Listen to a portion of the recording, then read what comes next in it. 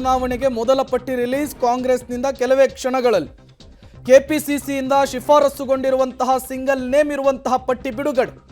ಎರಡನೇ ಪಟ್ಟಿಯಲ್ಲಿ ಉಳಿದ ಕ್ಷೇತ್ರಗಳ ಅಭ್ಯರ್ಥಿಗಳನ್ನು ಫೈನಲ್ ಮಾಡುವಂತಹ ಸಾಧ್ಯತೆ. ಕೆಲವೊಂದು ಕ್ಷೇತ್ರಗಳಿಗೆ ಡಬಲ್ ನೇಮ್ ಇರುವಂತಹ ಶಿಫಾರಸು ಮಾಡಲಾಗಿದೆ ಕೆಪಿಸಿಸಿ ಕಡೆಯಿಂದ.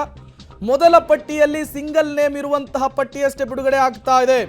ದೊಡ್ಡ ಮಟ್ಟದ ಪೈಪೋಟಿ ಇರದ, ಅತಿ ಹೆಚ್ಚು ಜನ ಆಕಾಂಕ್ಷಿಗಳಿರದಂತಹ ಕ್ಷೇತ್ರಗಳನ್ನು ಮಾತ್ರ ಮೊದಲ ಪಟ್ಟಿಯಲ್ಲಿ ಕನ್ಸಿಡರ್ ಮಾಡಲಾಗ್ತಾ ಇದೆ ಅನ್ನುವಂತಹ ಮಾಹಿತಿ ಸಿಗ್ತಾ ಇರುವಂತಹದ್ದು. ಮತ್ತಷ್ಟು ಡೀಟೇಲ್ಸ್ ಅನ್ನು ಕೊಡ್ತಾರೆ ನಮ್ಮ ಪ್ರತಿನಿಧಿ ಸುಕೇಶ್, ನೇರ ಸಂಪರ್ಕದಲ್ಲಿ ಜಾಯಿನ್ ಆಗಿದ್ದಾರೆ. ಸುಕೇಶ್, ಕೇವಲ 8 ರಿಂದ 9 ಕ್ಷೇತ್ರಗಳಿಗೆ ಮಾತ್ರ ಅಭ್ಯರ್ಥಿಗಳನ್ನು ಫೈನಲ್ ಮಾಡಬಹುದು ಅನ್ನುವಂತಹ ಲೆಕ್ಕಾಚಾರ ಇದೆ. ಕೆಲವೇ ಕ್ಷಣಗಳಲ್ಲಿ ಅದಕ್ಕೆ ಉತ್ತರ ಸಿಗುತ್ತೆ. ಇದು ಸಹಜವಾಗಿಯೇ ಕುತೂಹಲ ಕಾರಣವಾಗ್ತಾ ಇದೆ. ಕೇವಲ ಪೈಪೋಟಿ ಇಲ್ಲದೆ ಇರುವಂತಹ ಕ್ಷೇತ್ರಗಳನ್ನು ಮಾತ್ರ ಕನ್ಸಿಡರ್ ಮಾಡ್ತಾರಾ, ಅಥವಾ ಪೈಪೋಟಿ ಇರುವಂತಹ ಕ್ಷೇತ್ರಗಳು ಇದಕ್ಕೆ ಕನ್ಸಿಡರ್ ಆಗಬಹುದಾ, ಹೇಗೆ ಅಂತ?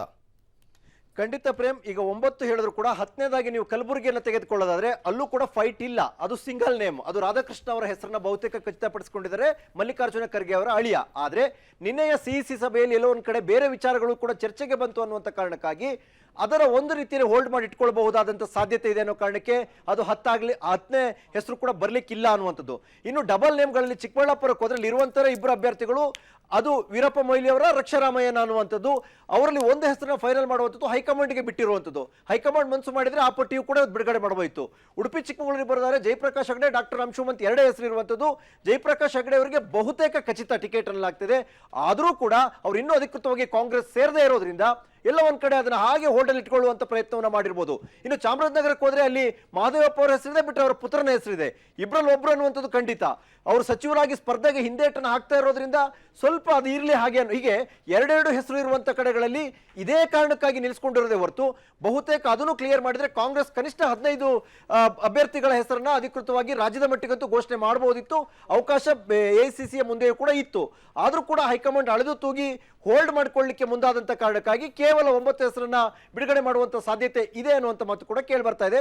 ಪ್ರೇಮ್, ಸುಕೇಶ್, ಹಂಗೆ ನೋಡೋಕೆ ಹೋದರೆ ಮಂಡ್ಯದಲ್ಲಿ ದೊಡ್ಡ ಮಟ್ಟದ ಪೈಪೋಟಿ ಇದೆ. ಸ್ಟಾರ್ ಚಂದ್ರು ಅವರ ಸ್ಪರ್ಧೆಗೆ ಸ್ವಪಕ್ಷದಲ್ಲಿಯೇ ದೊಡ್ಡ ಮಟ್ಟದ ಭಿನ್ನಾಭಿಪ್ರಾಯಗಳು ವ್ಯಕ್ತವಾಗ್ತಾ ಇದೆ. ಆದರೂ ಕೂಡ ಮೊದಲ ಲಿಸ್ಟ್ನಲ್ಲಿ ಮಂಡ್ಯ ಕ್ಷೇತ್ರದ ಅಭ್ಯರ್ಥಿಯನ್ನು ಫೈನಲ್ ಮಾಡಬಹುದು ಅನ್ನುವಂತಹ ಮಾತುಗಳು ಕೇಳಿ ಬರ್ತಾ ಇದೆ. ಡೀಟೇಲ್ಸ್ ಅನ್ನು ಕೊಡೋದಾದ್ರೆ ಸುಕೇಶ್.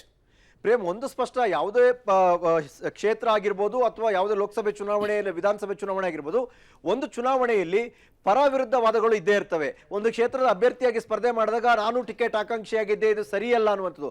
ಅದನ್ನ ದೊಡ್ಡ ಮಟ್ಟದ ಭಿನ್ನಾಭಿಪ್ರಾಯ ಅಥವಾ ದೊಡ್ಡ ಮಟ್ಟದ ಭಿನ್ನಮತ ಅಂತ ಎಲ್ಲ ಕ್ಷೇತ್ರಗಳಲ್ಲೂ ಎಲ್ಲ ಸಂದರ್ಭದಲ್ಲಿ ಹೇಳಲಿಕ್ಕೆ ಸಾಧ್ಯ ಇಲ್ಲ. ಆದರೆ ಮಂಡ್ಯ ಜಿಲ್ಲಾ ಕಾಂಗ್ರೆಸ್ ವಿಚಾರಕ್ಕೆ ಬಂದ್ರೆ ಗೆದ್ದಿರುವಂತ ಶಾಸಕರ ಸಂಖ್ಯೆ ಹೆಚ್ಚಿದೆ ಕಾಂಗ್ರೆಸ್.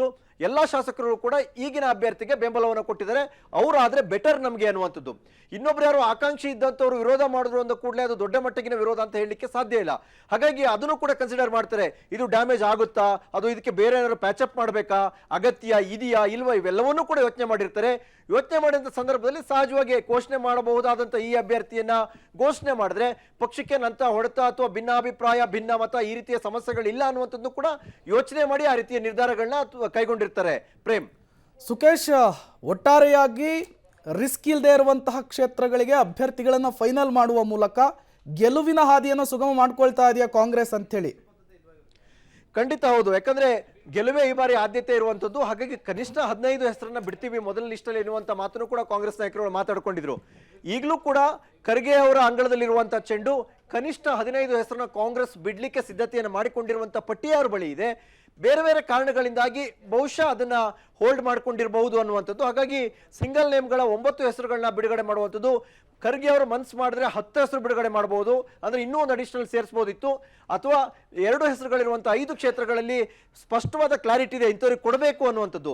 ಆದರೆ ಸಡನ್ ಆಗಿ ಘೋಷಣೆ ಮಾಡಿದ ಕೂಡಲೇ ಇನ್ನೊಬ್ರು ಬೇಸರ ಆಗಬಾರ್ದು ಅನ್ನೋ ಕಾರಣಕ್ಕೆ ಹೋಲ್ಡ್ ಮಾಡ್ಕೊಂಡಂತಹ 5 ಕ್ಷೇತ್ರ ಇದೆ, ಅದನ್ನು ಕೂಡ ಬಿಡುಗಡೆ ಮಾಡಬಹುದಿತ್ತು. ಆದ್ರೀಗ ಮೊದಲ ಹಂತದಲ್ಲಿ ಮೊದಲ 9ನ್ನ ಅಖಾಡಕ್ಕೆ ಇಳಿಸಬೇಕು ಹುರಿಯಾಳುಗಳನ್ನ ಅನ್ನುವಂತ ತೀರ್ಮಾನಕ್ಕೆ ಬಂದಂತೆ ಕಾಣಿಸ್ತಾ ಇದೆ. ಇನ್ನೊಂದು ವಾರದ ಒಳಗಾಗಿಯೇ ಬಹುತೇಕ 2ನೇ ಪಟ್ಟಿಯು ಕೂಡ ಬರೋದ್ರಿಂದ ಒಂದು ವಾರದಲ್ಲಂತ ವ್ಯತ್ಯಾಸ ಆಗಲ್ಲ ಅನ್ನೋ ಕಾರಣಕ್ಕೆ ಬಹುಶಃ ನಿರ್ಧಾರಕ್ಕೆ ಬಂದಿರುವ ಸಾಧ್ಯತೆ ಕೂಡ ಇದೆ. ಪ್ರೇಮ್, ಓಕೆ ಸುಕೇಶ್, ಹಾಗೆ ಸಂಪರ್ಕದಲ್ಲಿ